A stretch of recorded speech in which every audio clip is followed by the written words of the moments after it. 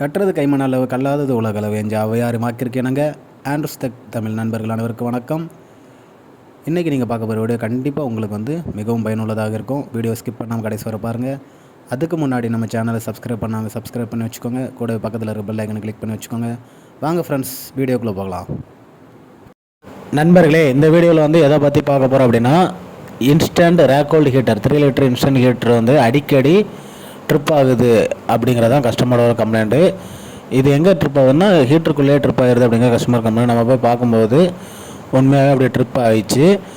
அதுக்கு என்ன காரணமாக இருக்கும் அப்படின்ட்டு ட்ரிப் சுவிட்சை அழுத்தி விட்டால் ஹீட் ஆகுது. ஹீட்டு ஃபுல்லாக ரீச் ஆக முன்னாடி ட்ரிப் ஆகுது. அது என்ன ப்ராப்ளங்கிற போய் பார்க்கலாம். அதுக்காக நம்ம மொத்தமாக அதை கழட்டணும். ஹீட்டிங் எலமெண்ட் ப்ராப்ளமாக இருக்குமோ அப்படின்னு செக் பண்ணுறதுக்கு ஃபஸ்ட்டு தெர்மோஸ்டாட் மாற்றி பார்த்தோம். ஏன்னா அந்த மாதிரி ப்ராப்ளம் தான் தெர்மோஸ்டாட் மாற்றி பார்த்தாலே ப்ராப்ளம் சால்வ் ஆகிரும். அது மாற்றி பார்த்தோம், ப்ராப்ளம் சால்வ் ஆகலை.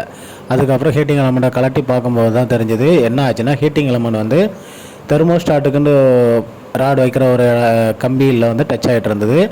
அது மட்டும் இல்லாமல் இன்லெட் பைப்போட இதுலேயும் டச் ஆகிரு பார்க்குறீங்களா, அதுதான் டச் ஆகி அந்த இடம் அப்படியே ரஸ்ட் ஆன மாதிரி ஆகிடுச்சு.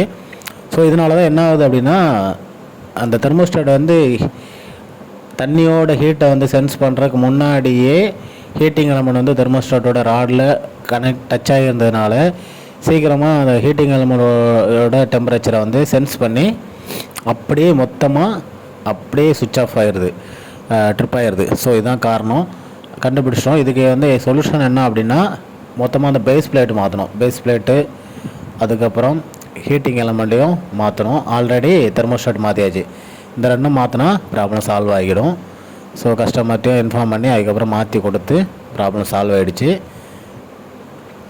இன்னொரு நல்ல வீடியோவில் சந்திக்கலாம் ஃப்ரெண்ட்ஸ். Bye friends.